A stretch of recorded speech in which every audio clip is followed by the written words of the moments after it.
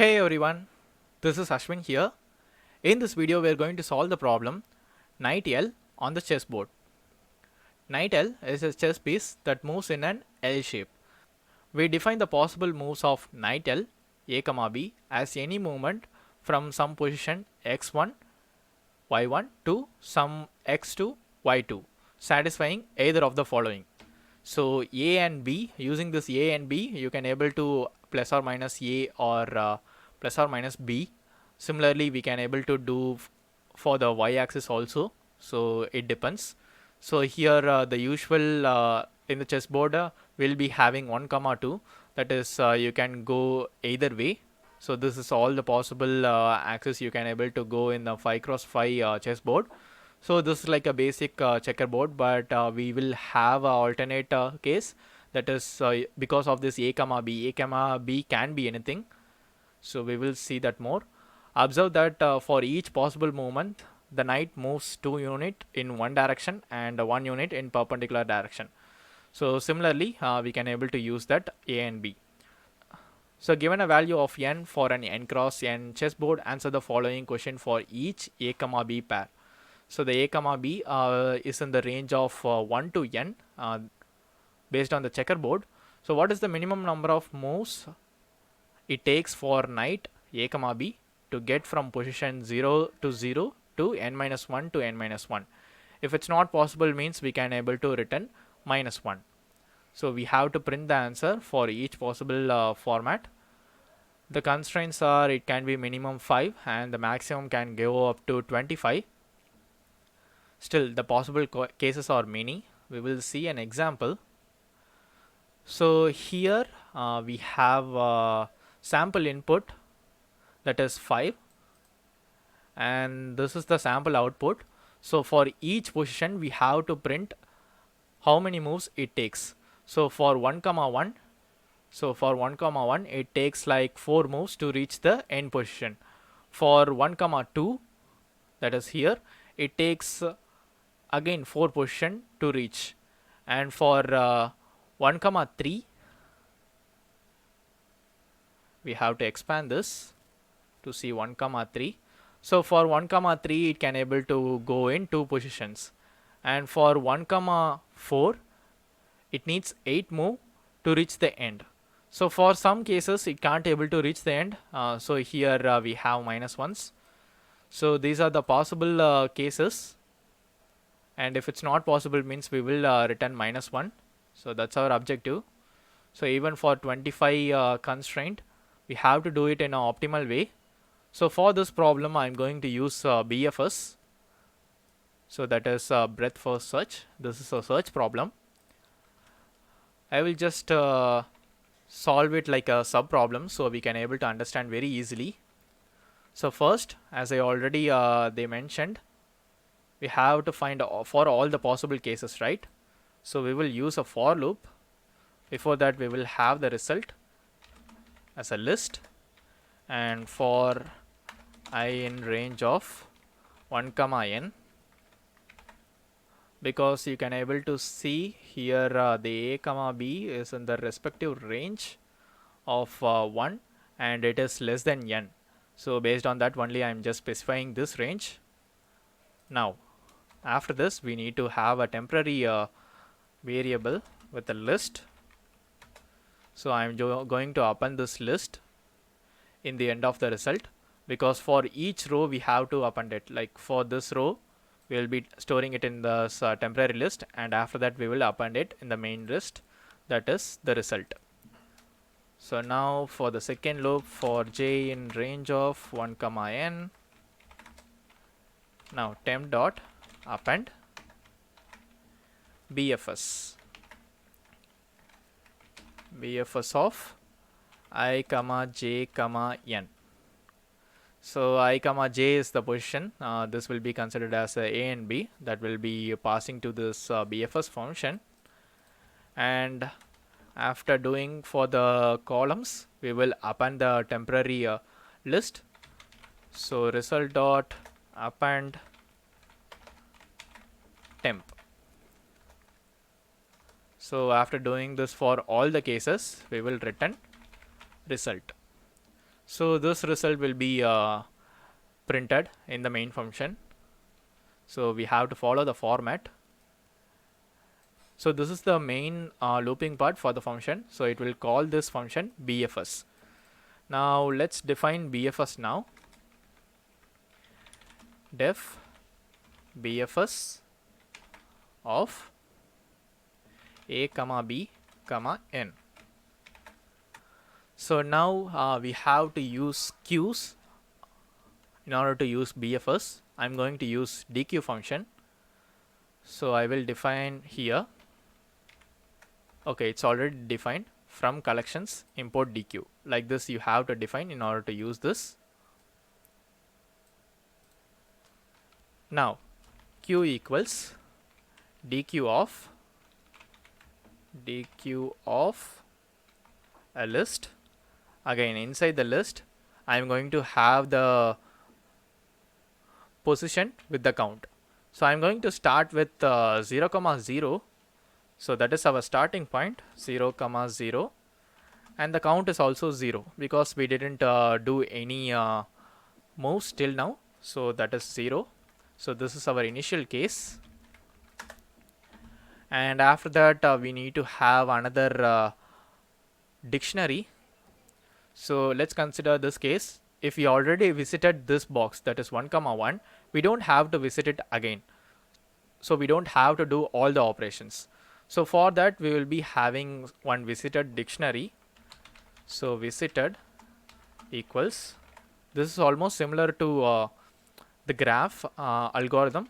So I'm going to use the same thing here. So here I'm going to specify the key values, that is 0, 0. Here we have mentioned, and I will say the value as 1. That means it is visited. Whenever some key is present in the visited means it is already visited and we don't need to visit again. So that's the purpose of that. And after that we will have the while loop, while q, that means q is not empty. We will pop the first element, that is front element in the queue. So we'll be having I comma j comma count equals q dot pop left. So this will remove the first element and assign to these elements. So 0, 0 and 0 will be assigned to these variables. And after that we have to get the possible pairs from the checkerboard. So let's consider this case. Currently the knight is at 0, 0. So the knight can go in 1, 1 means it can able to go in the adjacent direction. So this is one possible case, this is one possible, this is one possible. If it goes to the left or top means it is invalid. We have to check those conditions and return a list of tuples like this. These are all the possible cases.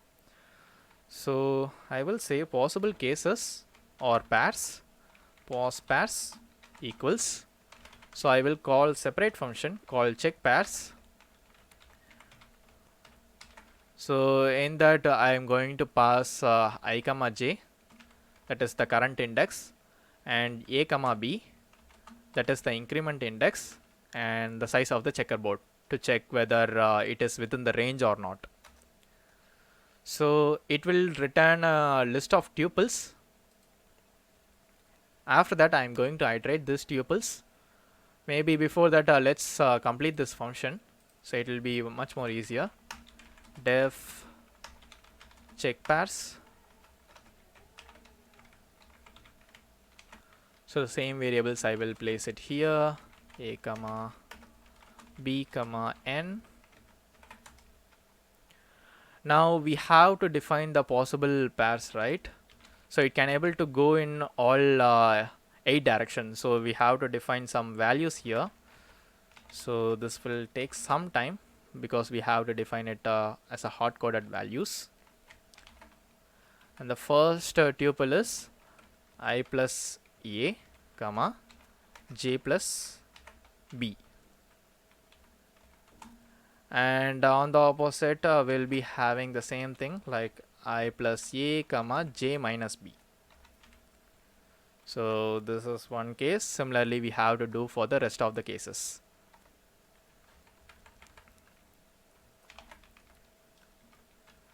So I minus a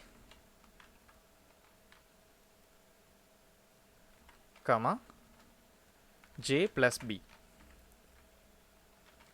So after this, we have to do it again. I minus a and j minus b. So this is second and third, I plus b and obviously j plus a.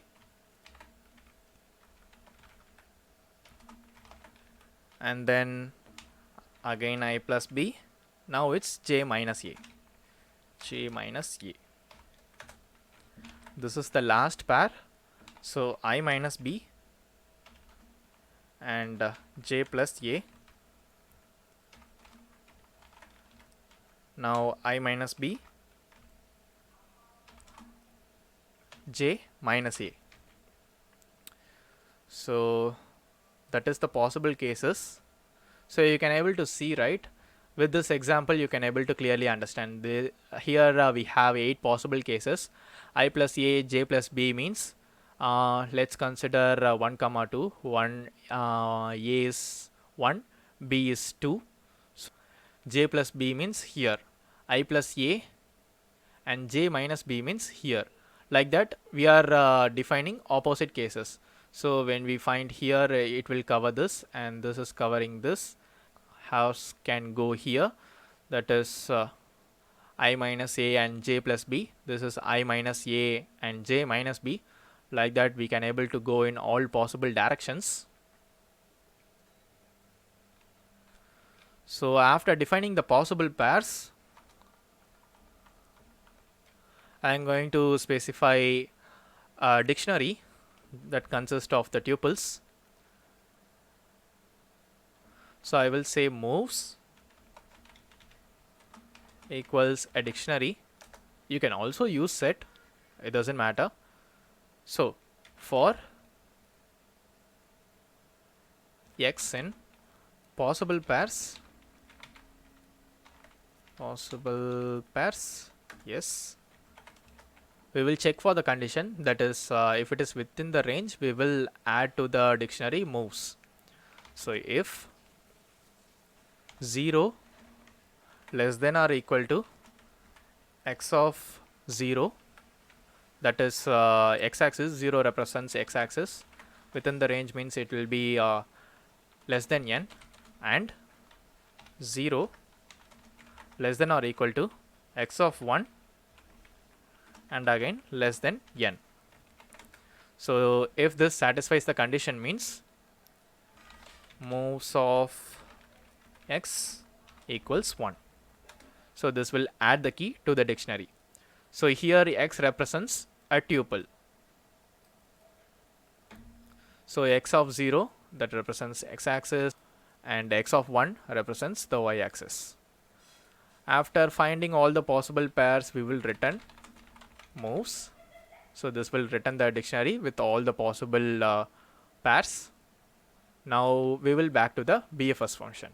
After getting the possible pairs, we will iterate each pair and do the operations. So for pair in pos pairs, now if pair equals n minus 1 comma n minus 1, that means if it reaches the end of the checkerboard, we will return count plus 1. So return count plus 1.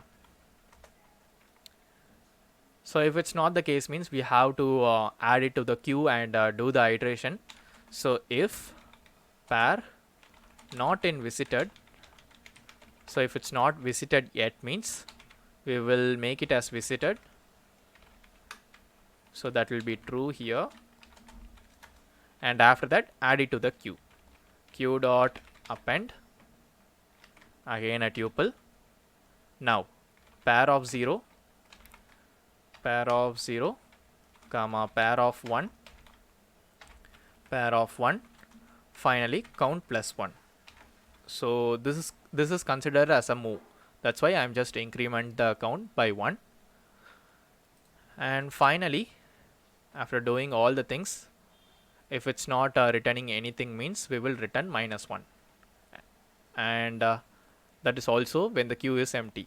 That means we have checked all the possible cases available. Then we will return -1. So this is the complete function for our problem. Let's check whether it is working or not.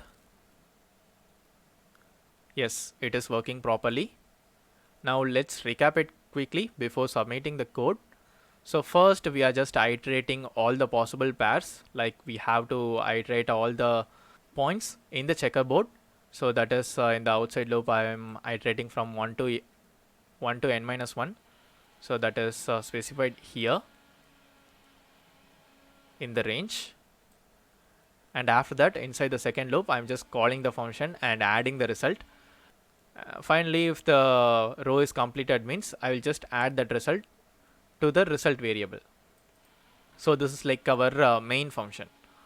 And while calling BFS, we are starting from 0, 0. For every piece, we are just starting at 0 and 0 index, and I will just make it as visited. And for each iteration, we are just popping the front element from the queue, and we are checking pairs for that position I comma j. So this check pairs will give all the possible pairs or paths that the knight can move, and the moves will contain all the positions that it can able to go. And in the positions, I am just checking whether it reaches the end. If it reaches the end, means we have successfully reached with the minimum number of moves. So we will return count plus 1. And if the pair is not visited, means we will consider the pair as visited and add it to the queue. So while adding, as I already said, this is the row, this is the column, and this is the count. So this is considered as a move. And this process will repeat for all the possible cases. So if I consider this example, means first it is 0, 0, and it will find all the possible pairs. So that is here and here, and it will add those into the queue. And after that, it will add these points here, and here also there are possible paths. So when you are here, means it is able to find this is already visited, so it won't consider this position. So and so we will reach the end of the checkerboard, and when it does, means we will return the count, that is the minimum number of moves, or else we can able to return -1. That means we can't able to reach the end of the checkerboard. So yeah, this problem is pretty big to do, but the logic is pretty simple. We are just using DFS, and this is also a dynamic programming problem because we are using dictionaries and making it more optimized solution, and this also consists of recursion. So maybe they can give it as a hard problem, but I don't know. So yeah, I think this covers the whole logic with an example. I think you can able to trace it or print some of these things in order to understand more in depth if with some example as custom input. So that is you can able to do.